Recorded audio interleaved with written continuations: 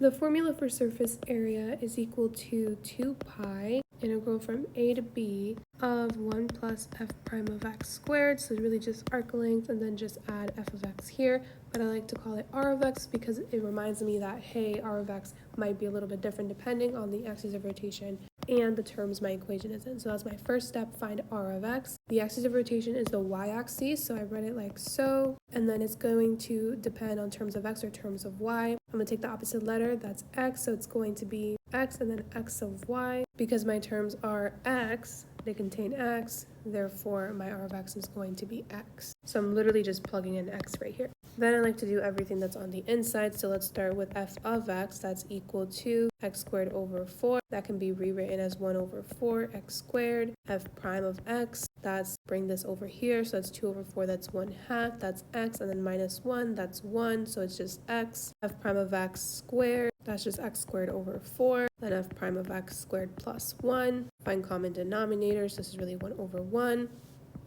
4 times what is 4? 1. So x squared times 1 is still x squared.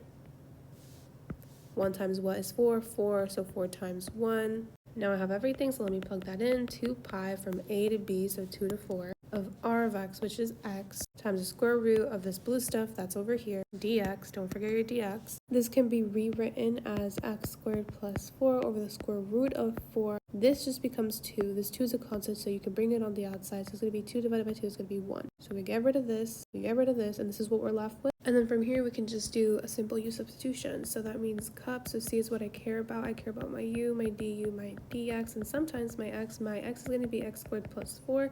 Derivative is 2x, then times dx du divided by whatever is here, that's 2x. U is put everything in terms of u. That should be a reminder, hey, your bound should also be in terms of u, because right now they're x is equal to 4 and x is equal to 2. So we're trying to find the u equivalents. Use your equation, so you have plug in 4, that's 16 plus 4, that's 20. If you plug in 2 squared, that's 4 plus 4, that's 8. So now we have pi integral from a to 20 x u, and then dx is du divided by 2x. Then you can see that the x's cancel out, so we get rid of those. This is a 2, so that's a constant, so we can pull that out to the front. And we're left with this really nice integral. We can rewrite this as u to the 1 half. So we do plus 1, 1 half plus 1, that's 3 halves. So you multiply by the reciprocal 2/3, all evaluated from a to 20. So fundamental theorem of calculus says take this, plug this in, then minus, take the same thing but plug this in. And that is what our P part in cup stands for, plug your u's in. Since these are already our u's, just plug them in. I see that 2/3 is what they have in common, so I'm going to pull out a 2/3. It's going to be 2 times pi, and then 2 times 3 is 6. Cancel these out. Then we can simplify this to be 1/3, or just pi over 3.